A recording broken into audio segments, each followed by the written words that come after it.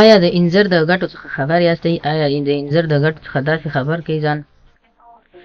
د شپې انځر خوړل کومې ګټې لري؟ په کوروالي کې کومه مرسته کوي؟ او جنسي قوت ولې زیاتولی شي؟ او په کومه طریقه باید موږ تاسې انځر استعمال کړو؟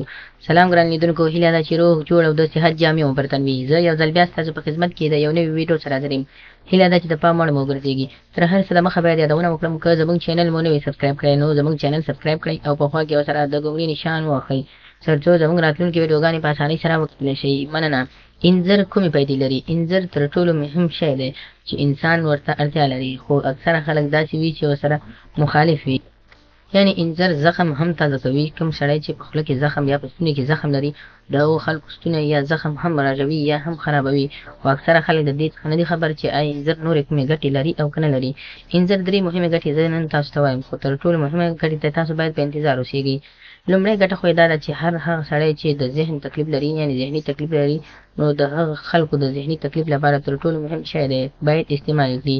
دوهم، د وینې فشار چې څوک لري یا هم جګ فشار یا لوړ فشار لري یا غوړوالی لري وینه یې، نو کولی شي انځر استعمال کړي. انځر تر ټولو مهم هغه رول په وینه کې هغه رول لوبوي چې کوم انسان غوړ لري یا هم د وینې فشار لري، نو کولی شي کنټرول کړي او له منځه دغه دواړه مشکلات ختم کړي. دریم، تر ټولو مهم انسان ته خو هغه کوم شی دی چې باید موږ تاسو ترې په عذاب نه شو، یعنې موږ تاسو باید په هغه شي باندې ډېر تفکر وکړو او ډېره په سوچ وکړو چې کوم شی موږ تاسو ډېر کوو. یعنې اکثره خلک خو ډېر دا جنسي کار ډېر کوي، یعنې کوروالی ډېر کوي، ترڅو وغواړي خپل کوروالی جګ وي یا هم خوښ واوسېږي یا هم قوي واوسېږي. نو که غواړئ چې تاسو خپل ځان قوي احساس کړئ، نو کولی شئ چې دا یو طریقه استعمال کړئ. تاسو کولی شئ د سحر له خوا نه انځر 15 دانې انځر یا هم انجیر چې ورته وایي استعمال کړئ. د شاتو سره یې مکس کړئ، د شیدو سره یې مکس کړئ، بیا یې په نهر یې وخورئ. 15 ورځې یې سر په سر استعمال کړئ. په شپږمه ورځ خپل جنسي کوروالی امتحان کړئ. تاسو په کوروالي کې څومره فرق راغلی، یعنې په ضرب د 5 ورځو کې ستاسو په کوروالي کې حتما فرق راځي.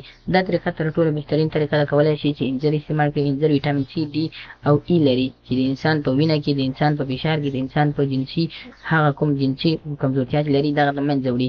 نو خدای دې وکړي ملګرو چې زموږ د ویډیو څخه غلط مطلب ونه کړئ. زموږ ویډیو لایک کړئ، شیر کړئ، زموږ چینل هم سبسکرایب کړئ. مننه.